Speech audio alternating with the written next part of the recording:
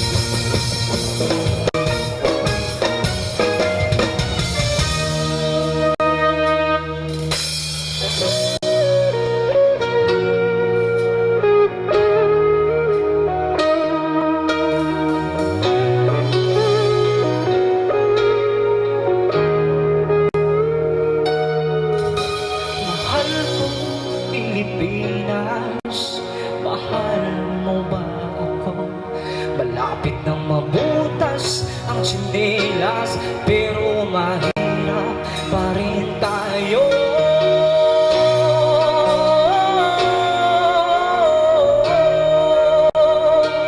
Walang makain, walang tirahan, parang trapo ng itsura ko o kakatrabaho pa.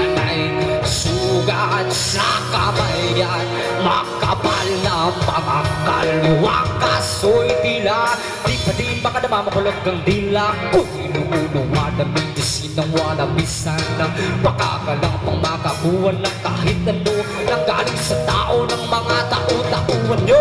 Oo, ang dami namin dito o araw-araw iniisip na kung paano, pero parang imposible ang lahat ng plano. Pagpapayag ko sa utang, uutang naman bago bakit ka mo?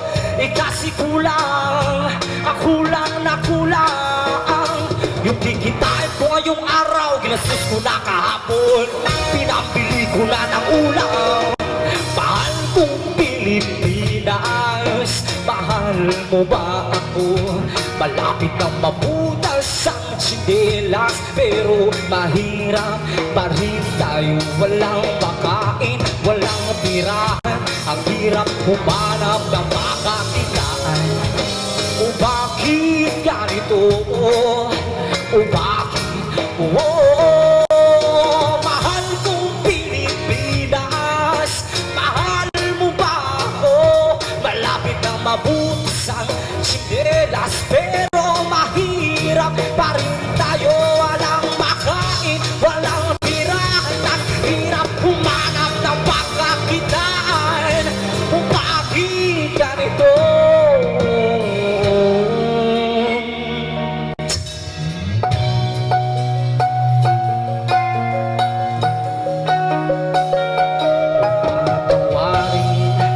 Patawarin mo ano mang buhay ang ibigay sa atin ay pasalamatan.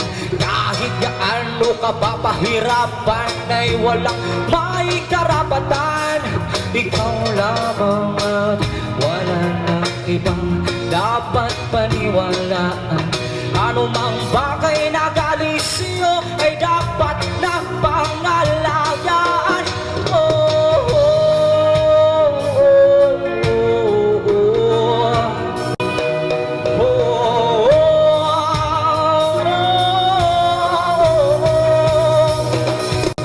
Mahalin mo ang Pilipinas, ano man ang mangyari sa'yo. Kahit na mabuti sumawa sa kung ano pa man ay wag na wag kang hihinto. Mahalin mo ang Pilipinas, kahit na naman na pa mabuti sumawa sa kaiwag na wag kang hihinto.